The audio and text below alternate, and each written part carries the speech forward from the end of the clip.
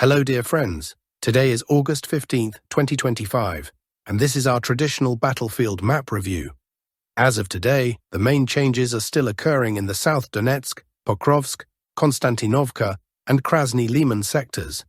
From the other directions, we are only receiving reports, so I will try to give you a brief video overview of today's events. And before we begin, as always, I would like to ask you to subscribe to the channel.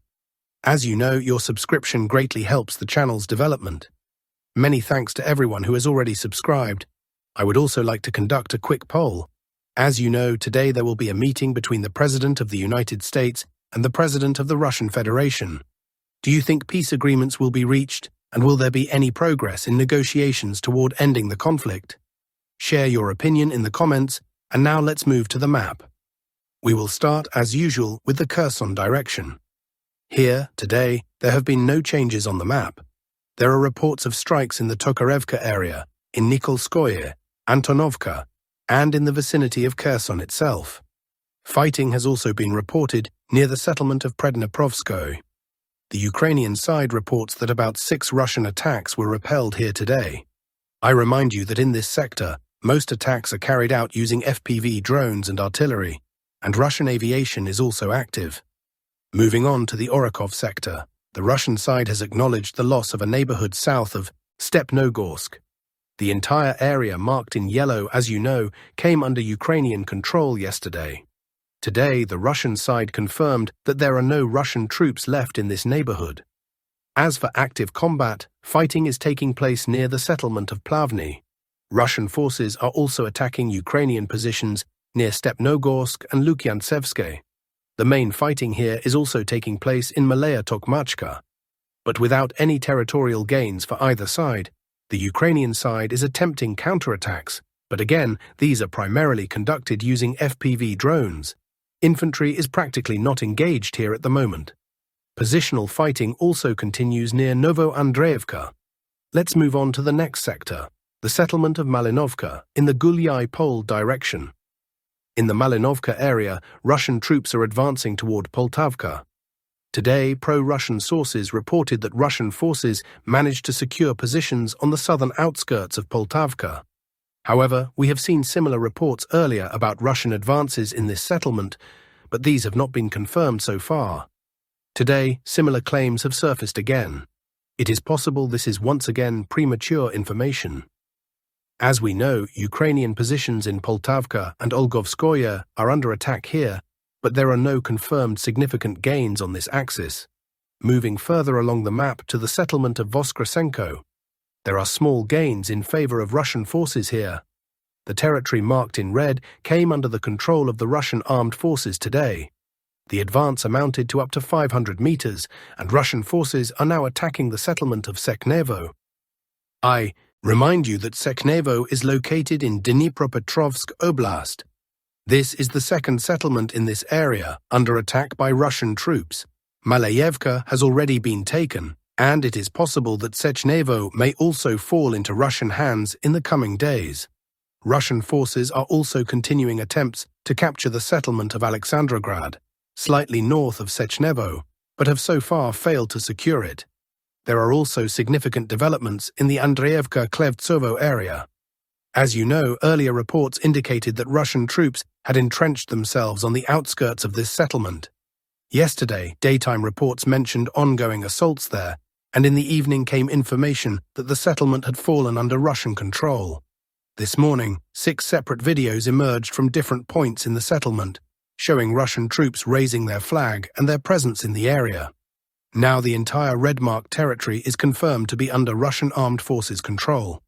This means a full capture of Andreevka-Klevtsovo, with an advance of up to 6 kilometers in favor of Russian troops. In the coming days, we expect clearing operations in the pocket between Andreevka-Klevtsovo and Zeleny Gai. The entire area could come under Russian control. Also, the southern pocket between Andreevka-Klevtsovo and Alexandrograd could pass into Russian hands within the next week. Now moving further along the map to the settlement of Udaknoye. As you know, yesterday we mentioned that Russian troops were advancing there. Over the course of the day, all the territory marked in red fell under Russian control with a 1-kilometer advance. This morning, reports indicate that the entire eastern part of Udaknoye is now effectively under Russian control, with Ukrainian forces remaining only in the western part. By early next week, Udaknoye could also be fully taken by Russian troops. The same applies to the settlement of Kotlino, where heavy fighting continues. Ukrainian forces are present there, but the settlement is likely in a grey zone, mostly uncontrolled by either side. It could also pass under Russian control in the coming days. Looking at the overall vector of movement on this axis, on the western outskirts, Russian troops are moving toward the E50 highway, the only remaining supply route to Pokrovsk. However, it is already under effective fire control, constantly shelled by artillery and monitored by FPV drones. Now we move on to the Pokrovsk direction, to the area of Rodinskoye. Yesterday, a video emerged from this location showing Russian troops inside the settlement. The advance here amounted to up to 2.55 km. According to some reports, as of the time of this recording, most of Rodinskoye has come under the control of the armed forces of the Russian Federation. There are also reports that Russian forces are advancing in Krasny Leman, located slightly south of Rodinskoye, and that Nikanorovka is now fully under Russian control. Additional reports indicate that Dorozhnoye and Novoye Shakovo have also fallen to Russian forces, and that attacks are now underway on Belitskoye. Looking at Russian advances in this sector, the supply road from Pokrovsk to Kramatorsk has long been under Russian fire control and may now be under their physical control. All indications suggest that Russian forces are bypassing Pokrovsk, placing it in a semi-encirclement. Within the next 2 weeks, both supply routes to Pokrovsk could be physically cut off unless the Ukrainian armed forces launch counterattacks to unblock them. Regarding Russian advances in Zolotoy Kolodez, some pro-Ukrainian sources claim that Russian troops here were cut off from supplies, encircled and completely destroyed. The Russian side, however, denies any losses and insists that its troops remain on the approaches to Zolotoy Kolodez and that no encirclement took place. This suggests that one side is exaggerating its successes. In the coming days, the situation will become clearer, as it is possible that Ukrainian forces have indeed managed to cut off Russian troops and regain part of the territory, including areas they had previously lost. More information from this area should emerge soon, and the map will be updated accordingly. For now, the map remains as it is. Moving further to the settlement of Seversk, no major changes have been recorded today, and positional fighting continues. Russian forces are attacking Ukrainian positions in Seversk itself, as well as in the area of Serebryanka. Russian positions are also under attack in the Serebryansky forest, as well as near Verkhnekamenskoye, Grigorovka, and Serebryanka.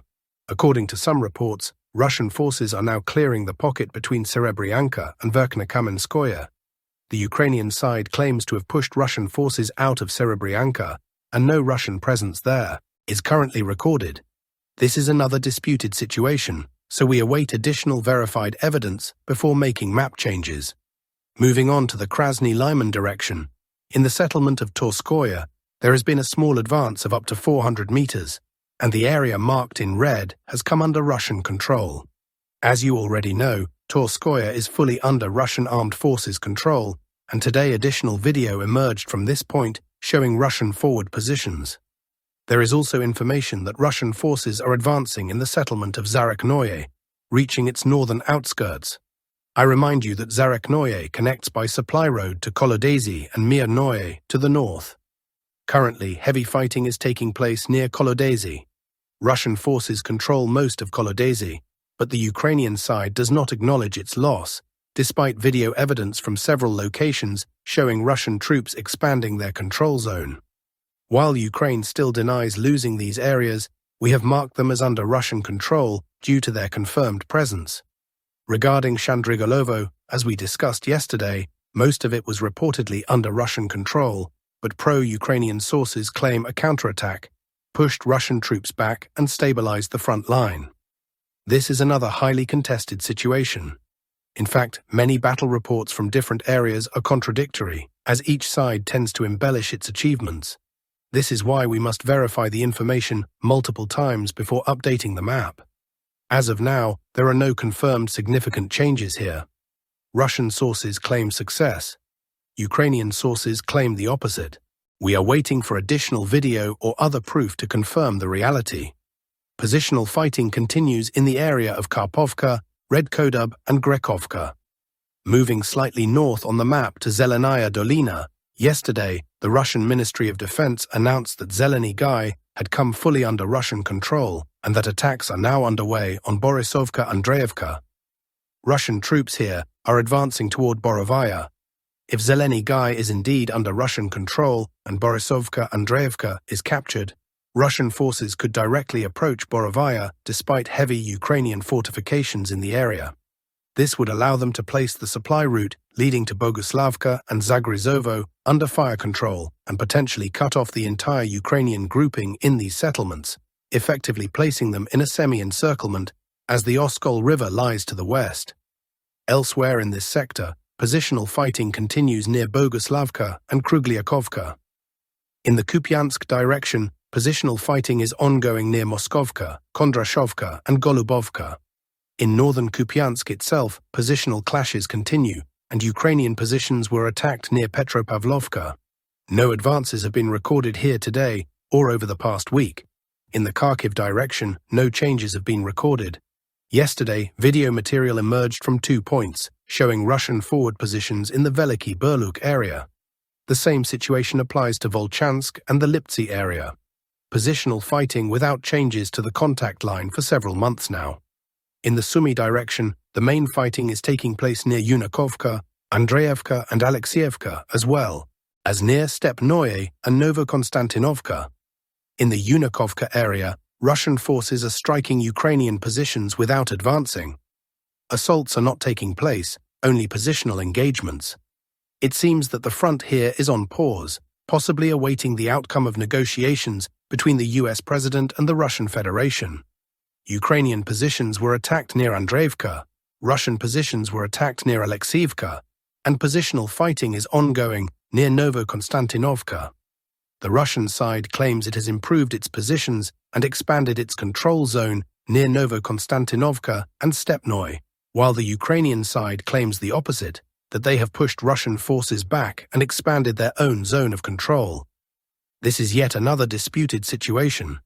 Zelensky's position during the Russia-US negotiations will not be taken into account.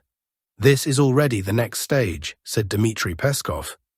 Russian President Vladimir Putin and Donald Trump, following the summit in Alaska, will outline the range of agreements and understandings they are able to reach.